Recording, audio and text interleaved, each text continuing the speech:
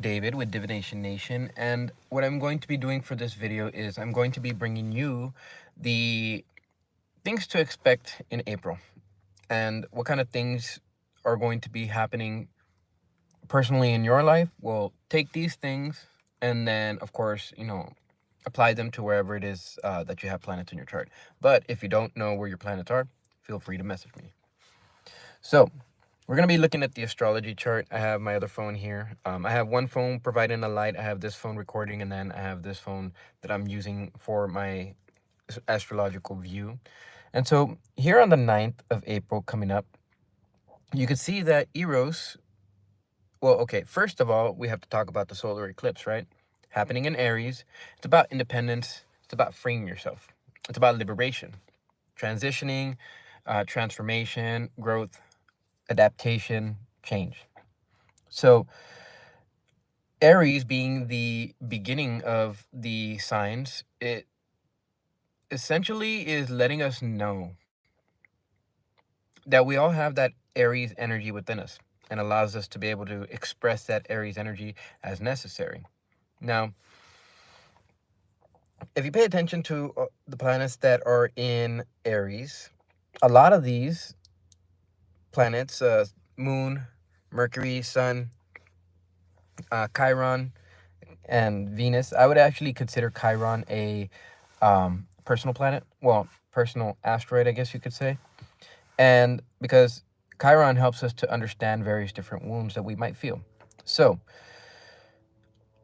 how does that play a role in everything? Well, the solar eclipse was at 19 degrees in Aries. 1 9 is 19. 1 plus 9 is obviously 10. 10 1 plus 0 is 1. So this energy returns right back to the one from which it came.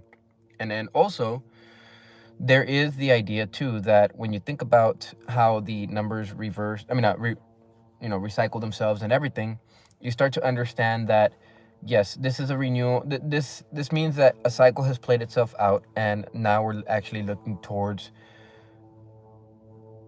the ending of that cycle and then the beginning of a new one. Hopefully, one more positive, which we have to create in here. So, segue into the next portion. So, how does this happen, right? Well, there's a few things that have to take place. There's one, your belief systems, and two, your values. These are two main aspects that I feel are very important, and I almost feel like there is a reason why Taurus and Pisces were placed the way they were placed.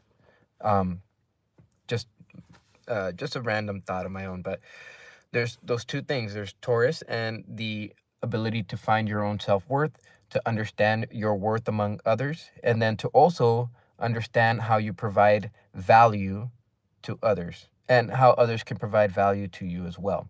You have Uranus and you have Jupiter in there right now. So very big things going on with individualism. Um, there's a lot of things going on with creating your own unique persona. And that unique persona is actually one of the things that's going to help you with creating whatever it is that you have going on in the future. Let it be a job, let it be love and relationships, let it be business partnerships, let it be, um, I don't know, your home and family, your career, whatever it might be. All of these things, they go off of two things. First,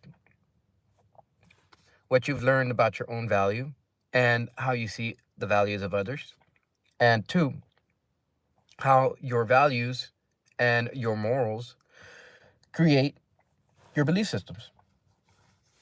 So now, since we have the sun shining in Aries, it's expressing a lot of these different actions that we commit. We pay attention to the energies of Chiron.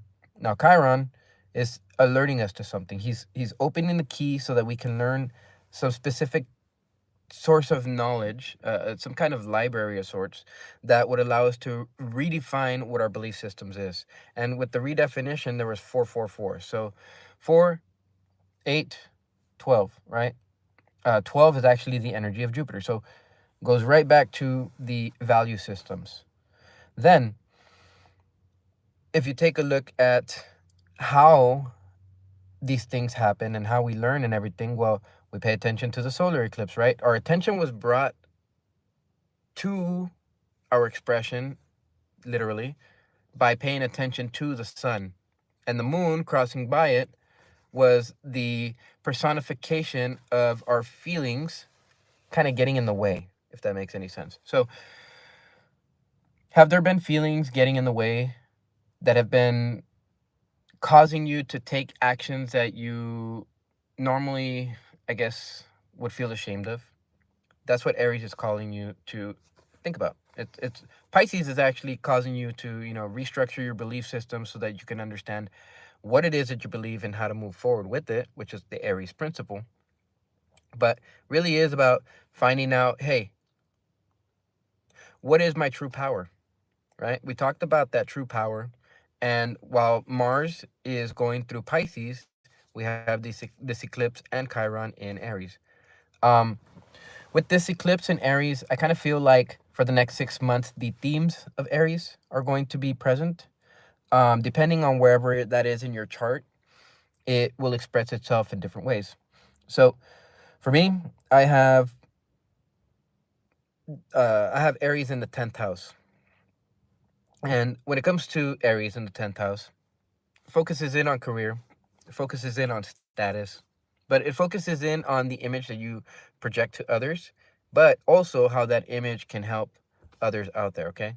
So, I mean, for instance, like me explaining, what's going on for the month of April, this is in turn expressing my internal beliefs, and at the same time, others will resonate with it.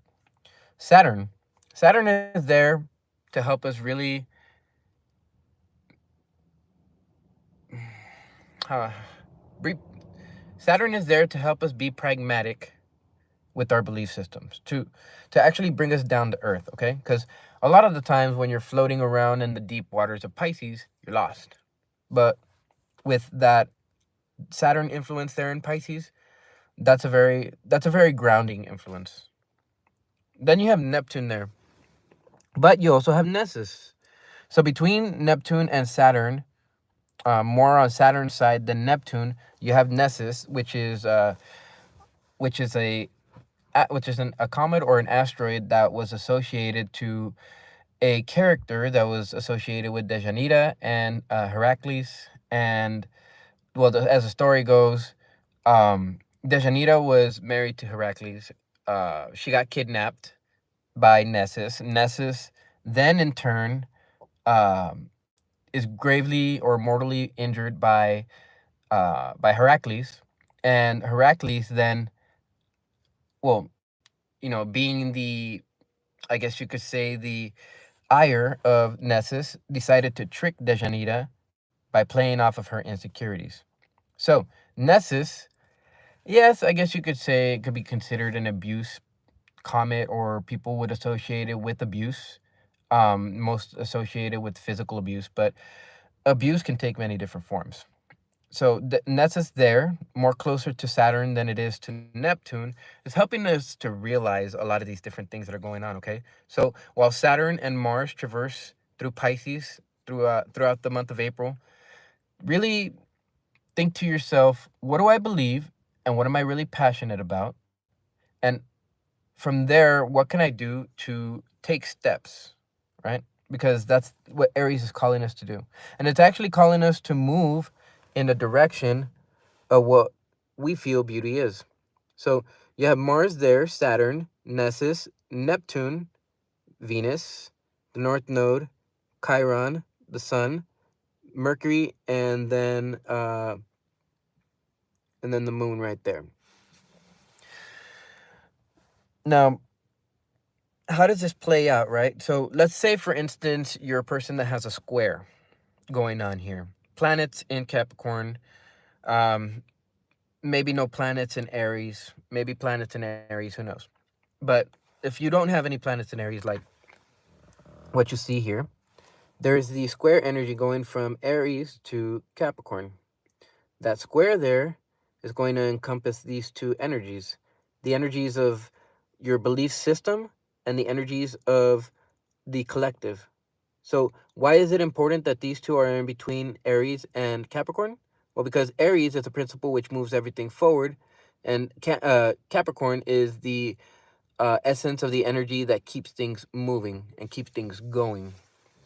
So, as you can see, there is a lot of different things going on with our belief system and freeing ourselves. Oh, you know what? It's not just freeing ourselves from different relationships that no longer suit us.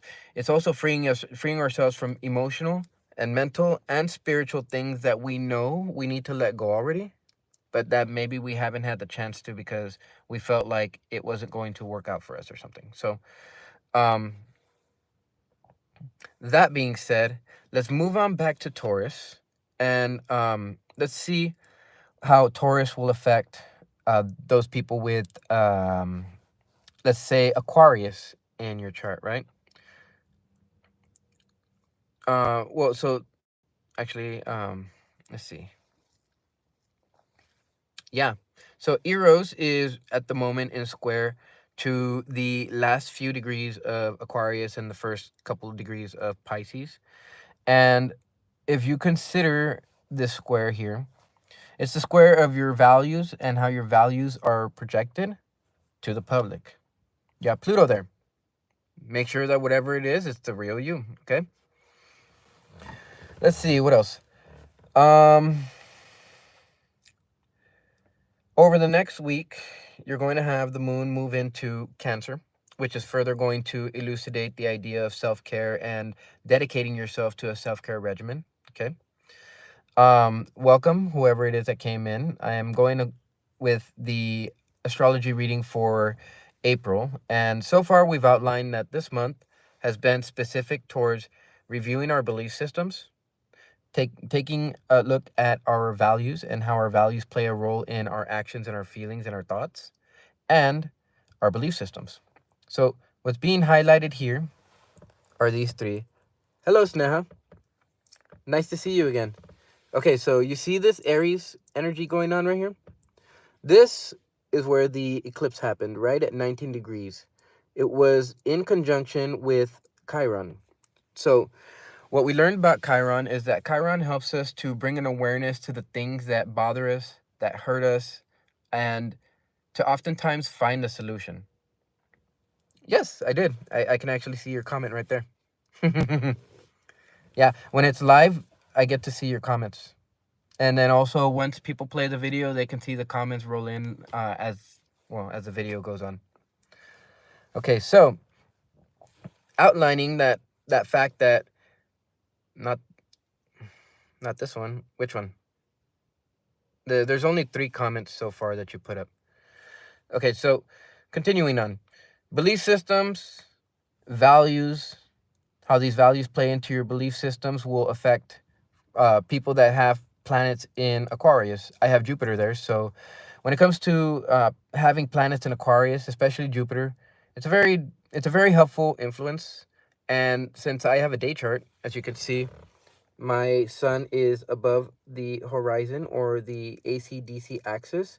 That means that Jupiter is going to be my most beneficial planet, and Mars is going to be my most detrimental planet.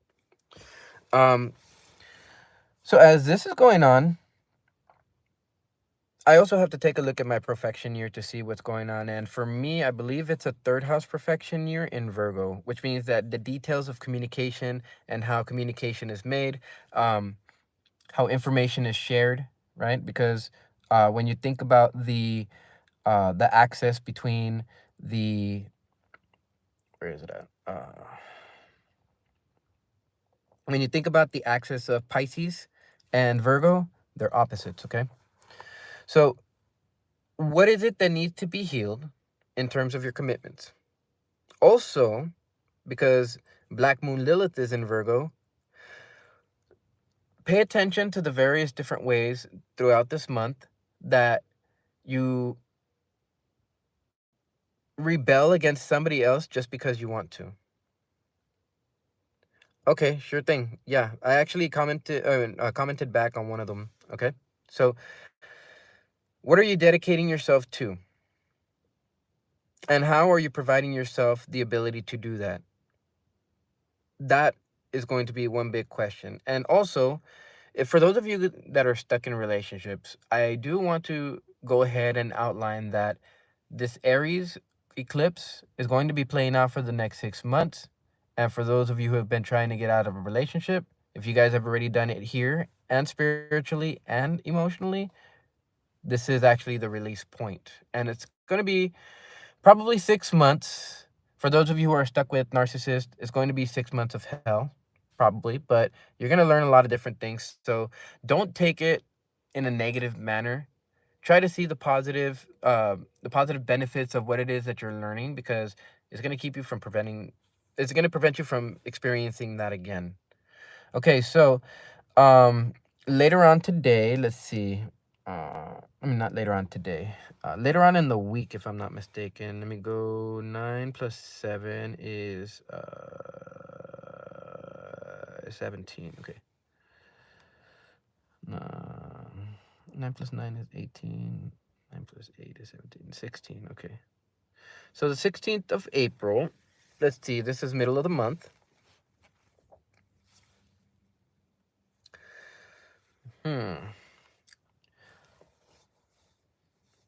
Okay. We have the moon in Cancer. So a week from now, the moon is getting ready to shift into Leo, making sure that you pay attention to not just how you take care of yourself and self-care rituals and things and routines to build upon, but also pay attention to how your emotions feel, and when you're feeling depressed and when you're feeling um, exuberant or courageous, charismatic, etc., etc. Those are some of the things that you're going to be having to watch here in April. So by the middle of the month, everything except for Eros and the moon are still where they are. So Eros has shifted into Gemini. For those of you who are looking for love, in the next week, a week from now, would be a very good time for you to be able to speak with whoever it is that you're speaking with, and it would also be a good time for them to message you as well if it comes from outside. For those of you who recently met someone, I would say be aware of any messages that come through. Okay. Um, let's see. Oh, one last thing. We're gonna go to Palace. You have Palace over here, all by his lonesome, in the area of Sagittarius. Sagittarius is all about wisdom. It's all about learning. It's about travel. It can be about foreign places. It can be about foreign people. It could be about foreign money, right? But at the same time, when it comes to the energies of Sagittarius, when Palace is there, there's a necessity for us to rearrange our spiritual beliefs, our own inner philosophical ideals and concepts. And that's what's being done here within this month. I want to go ahead and see where the transits are. Let's see, by the third week. So the 23rd.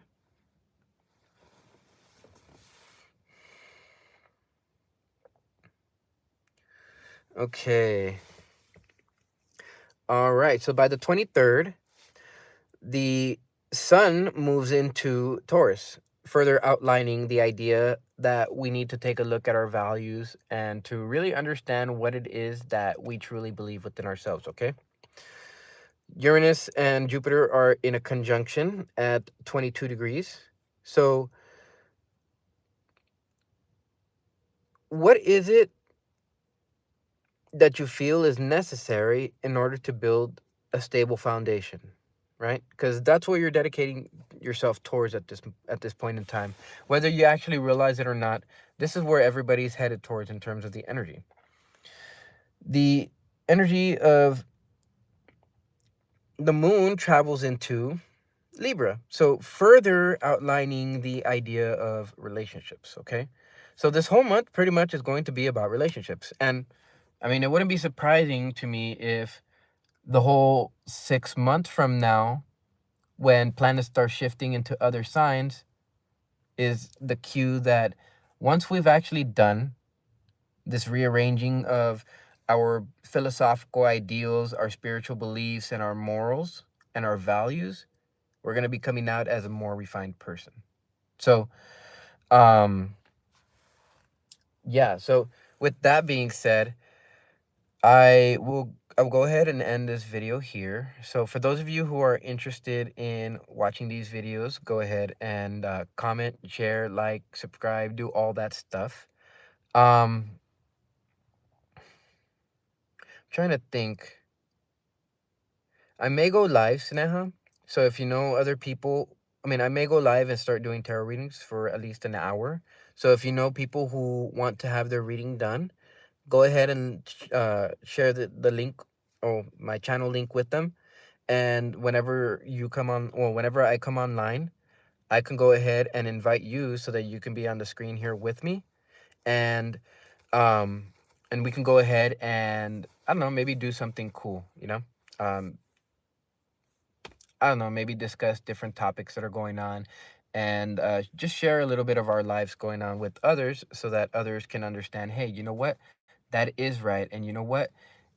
That is so weird because there's a lot of different things that we can come to an awareness of. Okay. So, with that being said, Sneha, um, I will go ahead and message you on Messenger to let you know if I'm going to go ahead and get back on live. And then for everybody else, be on the lookout for the next video, okay? So you guys are awesome, and I will see you guys on the next video. Ciao.